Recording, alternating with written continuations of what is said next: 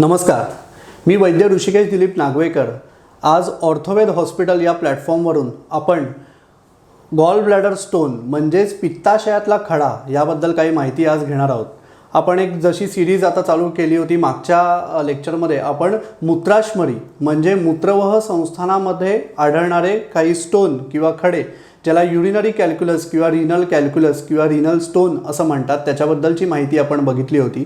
Generally stone म्हटलं की मूत्राशमरी किंवा रिनल कॅल्क्युलस असंच आपल्यासमोर येतं, मात्र आता जनसामान्यामध्ये गॉल स्टोन हा एक पेक्युलियर डिसीज हा बऱ्याचशा जणांमध्ये कॉमनली आपल्याला होताना दिसतो। इतकंच नाही, कितीतरी वेळा पेशंट जेव्हा तुमच्याकडे ओपीडीमध्ये येतो काही वेगळ्या कारणासाठी, काही पोटदुखीच्या कारणासाठी आणि आपण त्यांना विचारतो की काही इन्व्हेस्टिगेशन झालं आहे का, तर इन्व्हेस्टिगेशनमध्ये जनरली आपल्याला सोनोग्राफीचं इन्व्हेस्टिगेशन केलेलं असतं आणि त्या सोनोग्राफीमध्ये बऱ्याचशा वेळी असिम्प्टोमॅटिक म्हणजे लक्षण नसताना सुद्धा गॉल ब्लॅडरमध्ये काही स्टोन आढळलेले दिसतात। ते छोट्या क्वांटिटीमध्ये असतात, कधी सिंगल कधी मल्टिपल असे आच्छादलेले असतात ह्या गॉल ब्लॅडर नावाच्या पिशवीमध्ये। जी पित्ताची पिशवी असते, साध्या भाषेत सांगायचं झालं तर आपलं शरीर एका विशिष्ट मात्रेमध्ये पित्त तयार करतं ज्याला बाईल असं म्हणतात आणि ते पित्त लिव्हरच्या खालच्या बाजूला इन्फिरियर बॉर्डर ऑफ लिव्हरच्या मागच्या साईडला एक छोटीशी फुगा जसा असतो तशी एक पिशवी तिथे असते आणि ह्या पाऊचमध्ये हे बाईल सिक्रीट करून ठेवलं जातं आणि ज्या ज्या वेळेला रिक्वायरमेंट असते त्या त्यावेळी ते मोठ्या आतड्यामध्ये सोडलं जातं, ज्याने शौचालासुद्धा रंग पिवळा जो येतो तो ह्या बाईलमुळेच येतो।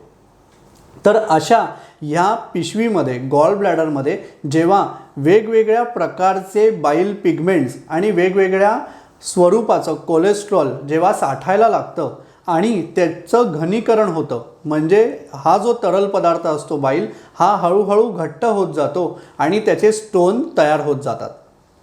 ह्या गॉल ब्लॅडरच्या स्टोनचं दुखणं तसं बघायला गेलं तर खूप मोठ्या प्रमाणात असतं। ज्यावेळी तो स्टोन तरंगत नसतो इतक्या मोठ्या प्रमाणात होतं की तो स्टोन जाऊन त्याच्या पित्ताशयाच्या नळीमध्ये जाऊन अडकतो आणि नंतर काविळीसारखे भयंकर आजारसुद्धा होताना दिसतात। त्यामुळे जर गॉल ब्लॅडर स्टोन हे जर व्यवस्थित निदान सुरुवातीलाच करता आलं तर त्यावेळी मात्र त्याच्यावरती औषधी चिकित्सा केली जाऊ शकते।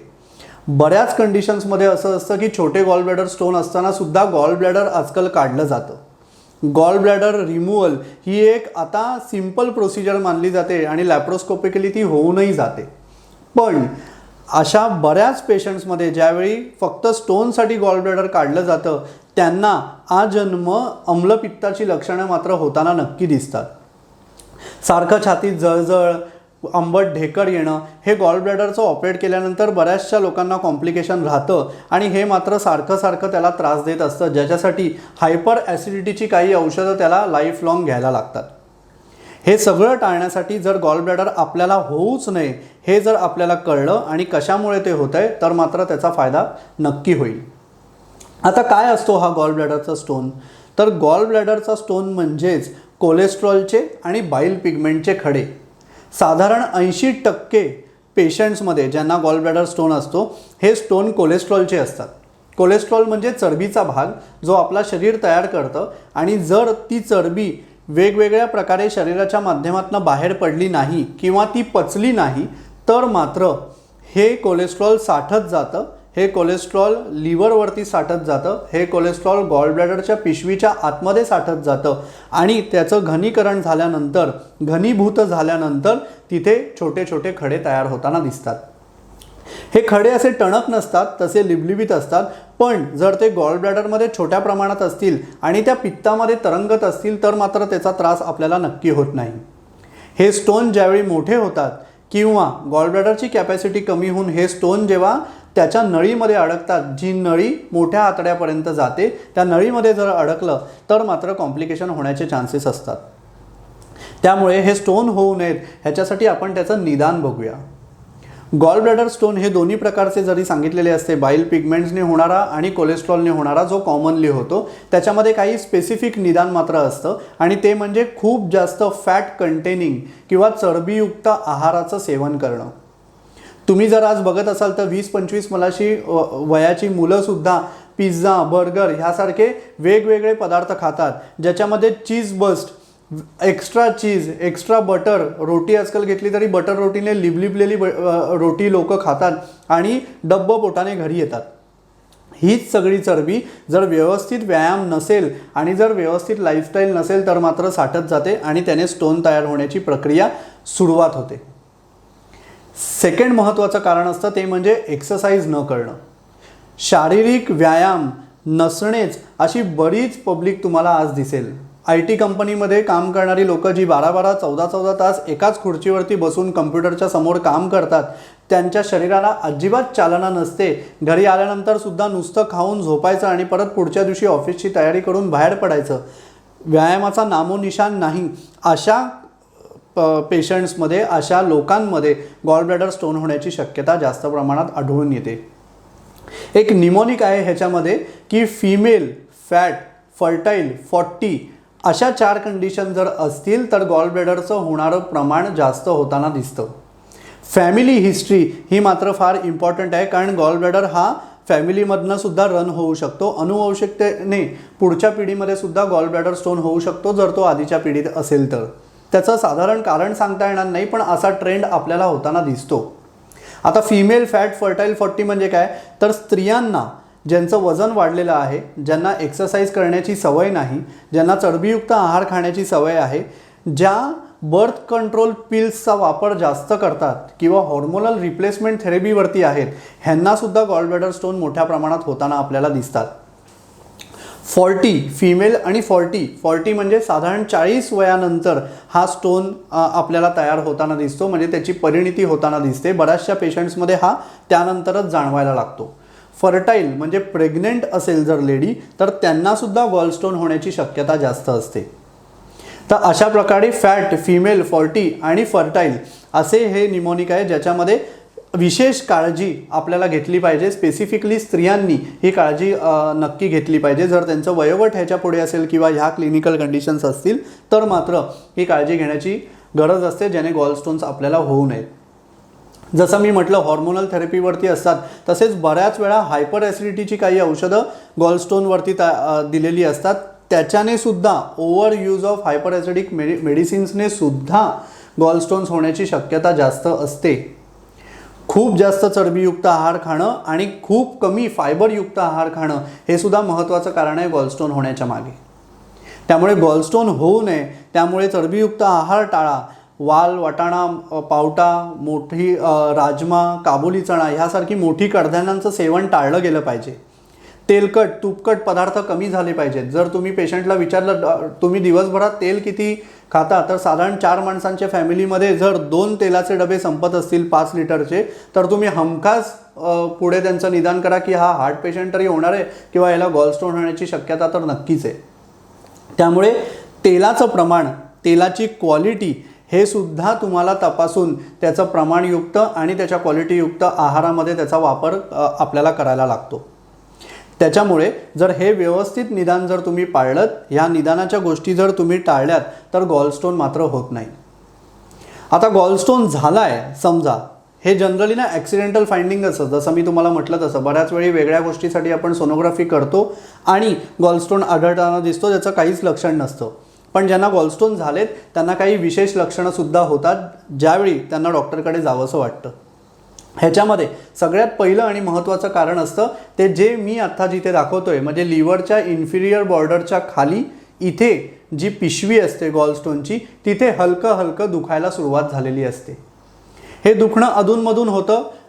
चरबीयुक्त आहार घेतला, भरपोट जेवण जर जेवलं तर तिथे तो त्रास व्हायला सुरुवात होते. एक थोडा वेळ तो त्रास राहतो आणि नंतर हळूहळू त्रास परत कमी होऊन जातो. पेशंट परत एकदा बिंदास राहतो की हां काही नाही, काहीतरी असेल, गॅसेस झाले असतील आणि म्हणून आपल्याला त्रास झाला. पण जर वारंवार या ठिकाणी ते दुखणं जाणवत असेल, जर आंबट, कडवट, ढेकर यायचं प्रमाण वाढलेलं असेल, जर छातीत जळजळ होत असेल, अगदी पाणी प्यायल्यानंतर सुद्धा ही जळजळ कमी होत नसेल, रात्री अपरात्री इथे पेन होत असेल, ते पेन कधीकधी बॅक रिजनला म्हणजे बरोबर ह्या ठिकाणच्या मागच्या बाजूला जर पेन व्हायला लागलं, म्हणजे मणक्याच्या बाजूला किंवा उजव्या खांद्याच्या इथे जर तुम्हाला दुखायला लागलं, तर गॉलस्टोन होण्याची शक्यता जास्त झालेली असल्याची शक्यता जास्त असते. हे सिम्पटम्स जर असतील तर नक्की डॉक्टरचा सल्ला घ्या आणि त्याची ट्रीटमेंट लगेचच करून घ्या. इतकंच नाही तर ह्याचे काही कॉम्प्लिकेशनसुद्धा असतात.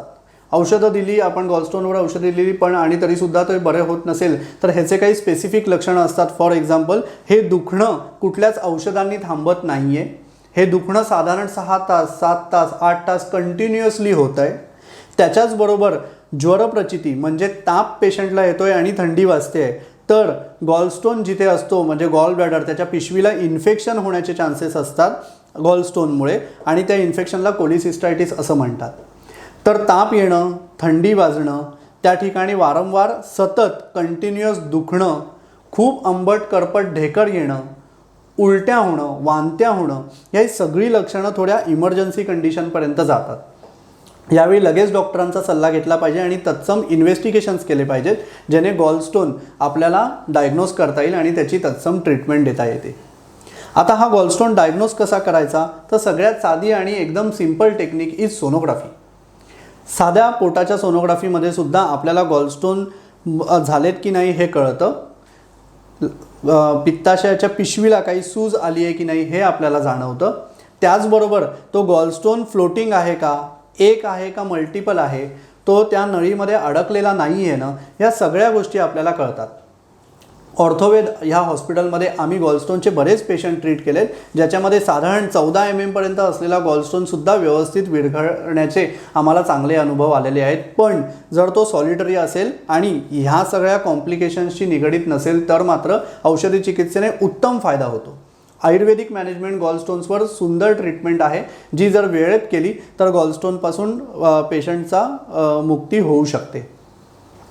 याचबरोबर सोनोग्राफीमध्ये जर काही फाइंडिंग्ज आपल्याला आढळल्या नाहीत तर मात्र ह्याला MRCP आणि ERCP ही विशेष MRIची पद्धत वापरायला लागते. MRCP म्हणजे मॅग्नेटिक रेझोनन्स पॅन्क्रिओटोग्राफी, कोलॅन्जिओपॅन्क्रिओटोग्राफी असं म्हणतात, ज्याच्यामध्ये तोंडावाटे आपण एक वेगळ्या प्रकारचा ट्यूब टाकतो ज्याला ERCP म्हणतात आणि काही मॅग्नेटिक रेझोनन्स इमेजिंगद्वारे म्हणजे MRIद्वारे सुद्धा काही फोटो त्याचे घेतले जातात, ज्याच्यामध्ये सुद्धा आपल्याला गॉल ब्लॅडरमध्ये स्टोन झालेत की नाही हे कळून येतं. तर अशा काही विशिष्ट टेक्निक जर वापरल्या तर आपल्याला गॉलस्टोन्सचं निदान होण्यामध्ये मदत होते. आता ह्याची ट्रीटमेंट काय आहे, म्हणजे आता लक्षणं झाली, तुम्हाला कळलं आणि तुम्हाला ह्या MM चा स्टोन आहे तर नक्की डॉक्टरांकडे जा, कारण डॉक्टरांकडे गेल्यानंतर आयुर्वेदिक ट्रीटमेंट जर घेणार असाल तर ह्याच्यामध्ये उत्तम फायदा आणि उत्तम रिझल्ट्स आम्हाला होताना दिसतात. वेगवेगळ्या प्रकारची पित्तशामक औषधं जर वापरली, गोरोचनासारखी काही विशिष्ट औषधं वापरली, काही विशिष्ट क्षार हे आम्ही गॉलस्टोन्सच्या पेशंटमध्ये वापरतो आणि चांगला आपल्याला रिझल्ट होताना दिसतो. इतकंच नाही तर नारिकेल लवणासारखी विशिष्ट लवणंसुद्धा जर आपण चांगल्या मात्रेमध्ये आणि वेगळ्या मिक्सचरमध्ये जर वापरली तर गॉलस्टोन्स विरघळताना आपल्याला दिसतात. मात्र गॉलस्टोनची ट्रीटमेंट देताना लक्ष मात्र ठेवायला लागतं की तो स्टोन वाढत नाही आहे ना, आणि तो छोटा जरी असला तरी गॉल ब्लॅडरच्या नेकपाशी जिथे मेजर वेसल्स असतात तिथे तो अडकत नाही आहे ना. त्याच्यामुळे संडासला व्यवस्थित होतं का, संडासचा रंग अगदी पुसकट झाला नाही आहे ना हे बघणं, हे पेशंटला विचारणं, काविळीची काही सिम्पटम्स दिसत नाही आहेत ना, डोळे पिवळे होत आहेत का, काही भूक कमी झाली आहे का, हे सगळं बघणंसुद्धा फार गरजेचं असतं. औषधी चिकित्सेने तर फायदा होतोच, पण काही विशिष्ट पंचकर्म जर ह्याच्यावरती केली तरीसुद्धा चांगला फायदा होताना दिसतो. गॉलस्टोन्स घालवणे ही एक ट्रीटमेंट झाली, पण गॉलस्टोन्स होऊच नये म्हणून सुद्धा काही विशिष्ट पंचकर्म करता येतात, ज्यालाच अपुनर्भव चिकित्सा असं म्हटलं जातं. ह्याच्यामध्ये सगळ्यात उत्तम चिकित्सा ही विरेचन अशी मानली जाते.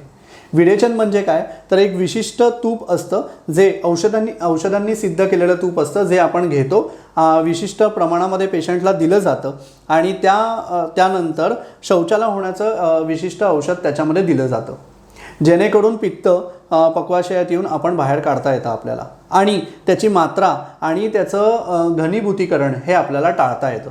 साधारण शरद ऋतूमध्ये आम्ही जर हे जसं वार्षिक आपण पंचकर्म करतो स्वस्थ व्यक्तीमध्ये सुद्धा, तर जनरली शरद ऋतूमध्ये आणि उन्हाळ्यामध्ये विरेचन हे कर्म आपण करतो. त्याचप्रमाणे वमनाचा सुद्धा फायदा काही पेशंट्सना होतो, पण स्पेसिफिकली विरेचनाचे खूप फायदा आपल्याला होताना दिसतो. काविळीमध्ये जी ट्रीटमेंट केली जाते त्याच अनुषंगाने आणि त्याच बेसिसवरती गॉलस्टोनची म्हणजेच पित्ताश्मरीची सुद्धा ट्रीटमेंट केली जाते. त्यामुळे जर ही लक्षणं तुम्हाला आढळत असतील, जर गॉलस्टोन तुम्हाला सोनोग्राफीमध्ये सापडला असेल, काही वेगळं निदान तुम्ही करायच्यासाठी गेलायत आणि सोनोग्राफीमध्ये गॉलस्टोन आले आहेत, तर तुमच्या वैद्याला नक्की सल्ला घ्या आणि त्याची औषधी चिकित्सा मात्र करून घ्या.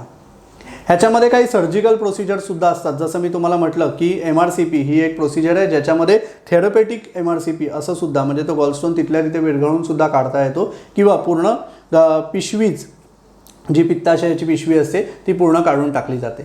मात्र जर हे करायचं नसेल आणि जर सॉलिटरी स्टोन आहेत, नॉन ऑब्स्ट्रक्टिव्ह स्टोन आहेत, नळीमध्ये न अडकलेले स्टोन आहेत, सिंगल आहेत किंवा मल्टिपल छोट्या मात्रेतले स्टोन आहेत, तर नक्की त्याच्यावरती आयुर्वेदिक चिकित्सेचा विचार करा. आयुर्वेदिक चिकित्सेने खूप चांगला फायदा होतो.